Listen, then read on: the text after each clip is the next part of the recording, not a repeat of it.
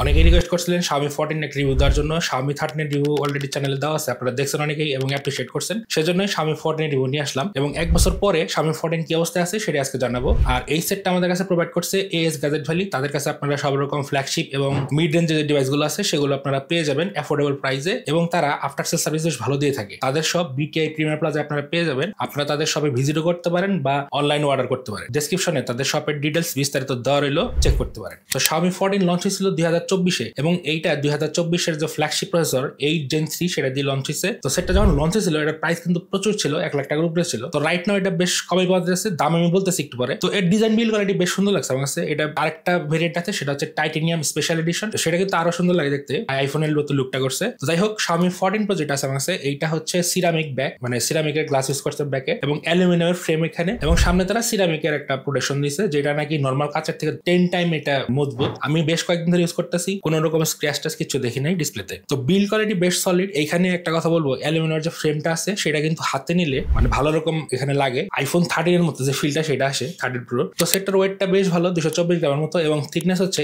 8.5 mm। তো অ্যালুমিনিয়ামের যে ফ্রেমটা সেটা কিন্তু হাতে লাগে, এটা আগেই বললাম। তাছাড়া পোর্টস এন্ড বাটন সব ঠিক জায়গায় আছে। নিচের দিকে main speaker, type C port, main mic এবং সিম কার্ড ট্রে। উপরের দিকে আরেকটা স্পিকার দেওয়া আছে, এখানে ডুয়াল স্টোরেজ স্পিকার ইউজ করা হয়েছে। আর রাইট সাইডে পাওয়ার বাটন ভুলে রাখার, লেফট সাইড একদম প্লেন ছিল। তো ডিজাইন বিল্ড কোয়ালিটি বেশ ভালো ছিল, শক্তপোক্ত মনে হয়েছে। আর এটার যে ডিসপ্লেটা সেটা কিন্তু বেশ ভালো দিছে, এবার 6.73 ইঞ্চের LTPO AMOLED ডিসপ্লে দিছে, যেটা 120 Hz রিফ্রেশ রেট আছে, ডলবি ভিশনের সাপোর্ট আছে, HDR10 এর সাপোর্ট এখানে আছে, ওয়াইড ওয়ান ইলন দেখলাম আছে। এখানে ইউটিউবে যে 4K রেজুলেশনের HDR ভিডিওগুলো সেগুলো আপনারা অনায়াসে প্লেব্যাক করতে পারবেন। কালার কোয়ালিটি বেশ পাঞ্চি ছিল, বেশ ভিভিড কালার প্রোভাইড করে থাকে। তো Xiaomi এর ডিসপ্লেটা বেশ ভালো লাগছে আমার কাছে এবং এটা পিক ব্রাইটনেস কিন্তু অনেক বেশি, 3000 নিটস এর কাছাকাছি। তো আউটডোর ইউজ করতে গিয়ে কোনোরকম ইস্যু পাইনি আমি এবং বেশ ভিজিবল ছিল ডিসপ্লেটা। তো ডিসপ্লে কালার কোয়ালিটি বেশ ভালো লাগছে, বেশ প্রিমিয়াম মনে হয় ডিসপ্লেটা ইউজ করতে গিয়ে। আর এখানে ইন ডিসপ্লে ফিঙ্গারপ্রিন্ট দেওয়া আছে, এটা আল্ট্রাসনিক না, এটা হচ্ছে অপটিক্যাল। তারপরে আনলকিং স্পিড মোটামুটি ফাস্ট ছিল, পজিশনটাও অ্যাকুরেট মতো আছে, বেশি নিচে না, একদম মাঝামাঝি পর্যায়ে রাখছে, ইউজ করতে আনলক করতে সুবিধা হয়। আর একদম সেট অবশ্যই IP রেটিং দেওয়া আছে, এখানে IPC সেট পেয়ে যাবেন। তো পানির সেটা ফোটানোর কোনো রকম কথা না। এখানে প্রসেসর সেকশনে 8 Gen 3 ইউজ করা হয়েছে আর এটা 16512 GB ভেরিয়েন্ট, LPDDR5X RAM দিছে,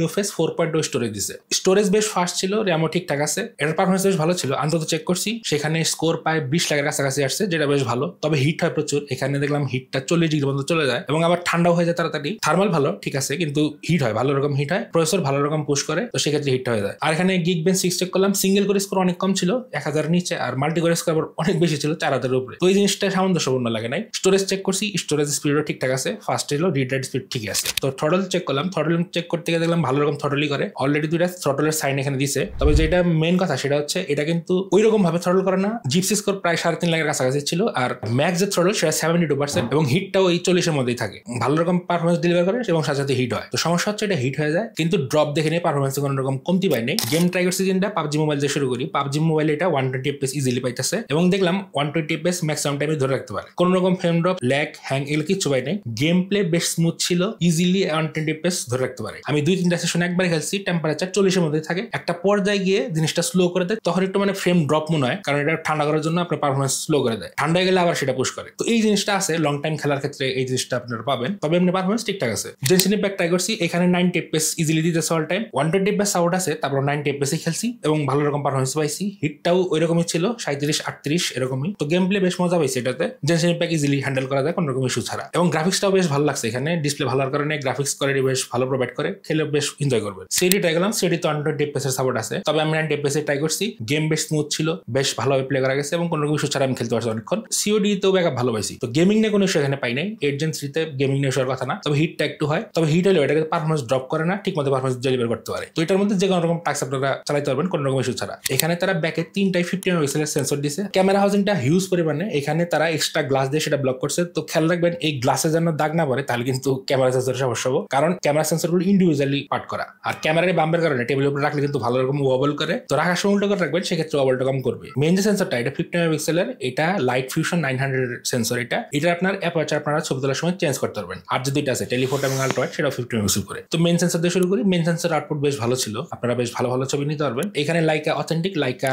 ভাইব্রেন্ট দুইটা মোডই আছে, আপনার যেটা ভালো লাগে সেটা ইউজ করতে পারেন। আমার কাছে একটা জিনিস মনে হয়েছে, এখানে লাইকা অথেন্টিকের যে আউটপুটটা সেটা আগের থেকে অনেক ইমপ্রুভ করছে এবং বেশ ভালো লাগছে দেখে। পোর্ট্রেট নিতে পারবেন কয়েকটা মোডে, এখানে Xiaomi 13 এর যে অপশনগুলো দেওয়া আছে এখানেও সেগুলো দেওয়া আছে, 9 mm পর্যন্ত ফোকাল লেন্থ হাইস্ট যায়। তো এই জিনিসগুলো ভালোই আছে, আপনারা পোর্ট্রেটে ভালো একটা সুবিধা পাবেন। আর এখানে পোর্ট্রেটের যে লেন্স সুইচিংটা এখানে হাতের কাছে রাখছে, তো আপনার ইচ্ছা মতো পছন্দ মতো সুইচ করতে পারবেন। আর পোর্ট্রেটের আউটপুট ভালোই লাগছে আমার কাছে। পোর্ট্রেটের এজ ডিরেকশন বেশ ভালো ছিল, ব্যাকগ্রাউন্ড সেপারেশন ভালো, তো ফেসটা একটু স্মুথ করে, আপনার যত কিছু অফ করে নেন স্মুথ করবে, এই জিনিসটা আছে। তো ব্যাকে পিকচারের ক্ষেত্রে কোনো ইস্যু দেখিনি, বেশ ভালোই লাগছে আমার কাছে। আর ফ্রন্টের যে পিকচারটা সেটার অবস্থা খুব একটা ভালো না, কারণ এর আউটপুট এই Xiaomi 13 এর মধ্যে দেখলাম কিছুটা মানে হোয়াইট ব্যালেন্সের সমস্যা আছে, হোয়াইট ব্যালেন্স ম্যানেজ করতে পারে না। ব্যাকে যদি প্রচুর লাইট থাকে তাহলে কিন্তু সাবজেক্ট নষ্ট করে অথবা ব্যাকগ্রাউন্ড নষ্ট করে, দুইটা একটা তারা করে। আর পোর্ট্রেট মোডে দেখলাম ওই একই টাইপের, খুব একটা আহামরি কিছু না, ফ্রন্টে মোটামুটি আকারে দিয়ে থাকে আউটপুট। তো এই জিনিসটা ডাউনসাইড মনে হয়েছে। আর হ্যাঁ, সামনে আগের মতো টেক্সচার এবং ক্লাসিক দুইটা মোড দেওয়া আছে, এখন আপনার যার যেটা ভালো লাগে সেটা তুলতে পারেন। আমি ফ্রন্ট ক্যামেরা খুব একটা ট্রাই করিনি, আউটপুট খুব একটা ভালো পাইনি। আর এখানে নাইট মোড পেয়ে যাবেন ব্যাকে, যেটা কিছুটা আইফোনের মতো করছে, অটোমেটিক্যালি স্টার্ট হয়, আপনি ম্যানুয়ালি এটা মানে সুইচ করতে পারবেন না। তো এই জিনিসটা আমার কাছে একটু খারাপ লাগছে, তবে আউটপুট ভালো ছিল। এখানে মেইন এবং টেলিফোটোর আউটপুট বেশ ভালো লাগছে। আলট্রা ওয়াইডের আউটপুট খুব একটা ভালো না, সেটা টেস্ট করে দেখো। আর ভিডিওর ক্ষেত্রে এখানে 8K 30 FPS সাপোর্ট পাবেন ব্যাকে, যেটার আউটপুট ভালোই লাগছে, স্টেবিলাইজেশন আছে। 4K 60 তেও এটা ভিডিও করতে পারে, যেটার আউটপুট বেশ ভালো, এখানে স্টেবিলাইজেশন কাজ করে। লেন্স সুইচিংটা একটু জার্কিং আছে, যেটা বোঝা যায়, আপনার সুইচ করলে বুঝতে পারবেন যে লেন্স সুইচ হইতেছে। তো এই জিনিসটা ভিজুয়াল Xiaomi এখনো, তো এটা আরো ঠিক করা উচিত, তো এটা স্মুথ করা উচিত। ভিডিও কোয়ালিটি মোটামুটি ভালোই ছিল, আমার কাছে কমপ্লেন লাগে নাই। এবং এখানে সামনে তারা এবার 4K 60 FPS সাপোর্ট দিচ্ছে, যেটার কোয়ালিটি এভারেজ টাইপের, মানে কাজ চলার মতো। স্টেবিলাইজেশন আছে, এটা জাইরো বেস কাজ করে, আউটপুট মোটামুটি ভালোই লাগছে। এখানে ইউআইতে HyperOS 2 আছে এবং Android 15 চলতেছে। এটা আরো 3 বছরের অ্যান্ড্রয়েড আপডেট পাবে এবং 4 বছরের সিকিউরিটি বাস তারা দিবে, আপডেট আপনারা পাবেন। এখানে এটা হচ্ছে চায়না রুম, তো চায়না রুমে প্রচুর চায়না আপলোডার আছে, এটা একটু মানে আপনার বোধার করবে, আপনি ধরে ধরে ডিলিট করতে পারেন, কিছু কিছু আছে ডিলিট করা যায় না। আর গুগলের সব রকম সার্ভার এখানে পাইছি আমি, গুগলের সব অ্যাপই চলে, আপনারা বিকাশ বলেন MFS যে অ্যাপগুলো আছে সেগুলো সবগুলোই চলতেছে, এবং এখানে ব্যাংকিং অ্যাপও চলতেছে কোনো ইস্যু ছাড়া। তো গুগলের সব সার্ভিস এখানে পাবেন। আর এখানে কল রেকর্ডিং অপশন পেয়ে যাবেন, কারণ Xiaomi ডেলার এখানে দেওয়া আছে, আপনারা গুগল ডেলার ইউজ করতে পারেন, প্লে স্টোরও আছে, তো ইস্যু নাই কোনো রকম, সবকিছুই আছে এখানে। তবে সমস্যা একটাই, নোটিফিকেশন একটু লেট করে, ডিলে করে, টাইম টু টাইম প্রোভাইড করে না, ব্যাকগ্রাউন্ড লক করে রাখতে হয় অ্যাপগুলো, সেই ক্ষেত্রে নোটিফিকেশনটা ঠিক মতো আসে। আর কানেক্টিভিটির ক্ষেত্রে কোনো রকম ইস্যু দেখেন, এখানে আপনারা ডুয়েল 4G সাপোর্ট পাবেন, 5G অনেকগুলো ব্র্যান্ড দেওয়া আছে, Wi-Fi 7 দেওয়া আছে এখানে লেটেস্ট। আর এখানে ব্লুটুথ 5.4 দেওয়া আছে, NFC দেওয়া আছে। তো কানেক্টিভিটি কোনো ইস্যু দেখতেছি না, আমি নেটওয়ার্কে ট্রাই করছি, আমি ওয়াইফাই টেস্ট করছি, সবই ঠিকঠাক আছে। তো কানেক্টিভিটি নিয়ে কোনো সমস্যা এখানে পাবেন না। ব্যাটারিতে এখানে 4880 mAh এর ব্যাটারি দিয়েছে, যেটা আপনাদের অনেকের কম মনে হতে পারে। এটা কিন্তু এসওটি আমি প্রায় 7 ঘন্টার উপরে পাইছি, যেটা আপনার ইজিলি একদিন দিয়ে দেয়, আপনি যেভাবে ইউজ করেন। আর এখানে ওয়্যারলেস চার্জিং এর সাপোর্টও আছে, আপনারা 120 ওয়াটের চার্জিং সাপোর্ট পাবেন এখানে। আমি 120 ওয়াট দিয়ে চেক করতে পারিনি, আমার কাছে 30 ওয়াটের চার্জার আছে, সেটা দিয়ে ট্রাই করছি, যেটা আর কি চার্জ ফুল হইতে 1 ঘন্টার উপরে টাইম নেয়। তো এটার সাথে আপনারা সই পাবেন, আমি চার্জারটা পাই নাই সেজন্য চেক করতে পারি নাই। আর এইখানে দেখলাম টাইপ সি যে পোর্টটা, সেখানে USB 3.2 সাপোর্ট দিছে, তো আপনার ডাটা ট্রান্সফার স্পিড বেশ ফাস্ট পাবেন এখানে। তো ব্যাটারি ব্যাকআপ ভালো ছিল, নেটওয়ার্কের কোনো সমস্যা নাই। চাইনিজ রুমে একটাই সমস্যা, সেটা হচ্ছে আপনার এই নোটিফিকেশনটা টাইম টু টাইম আসে না, এই একটা সমস্যা এখানে পাইছি। আর সামনের যে ক্যামেরাটা সেটা একটু উইক মনে হয়েছে, এই হলো এটার প্লাস মাইনাস পয়েন্ট। তো এটার প্রাইস বর্তমানে আপনার 16512 GB, এইটা বর্তমানে 60,000 টাকার আশেপাশে পেয়ে যাবেন AS গ্যাজেভ্যালিতে, তাদের সব ডিটেলস দিয়ে দিছি, চেক করতে পারেন। তো এই ছিল মোটামুটি Xiaomi 14 Pro রিভিউ। ভিডিও ভালো লাগলে অবশ্যই লাইক কমেন্ট শেয়ার করেন, আর নেক্সটে কোন ভিডিও দেখতে চান কমেন্ট সেকশনে জানাবেন। তো আজকের মতো বিদায়।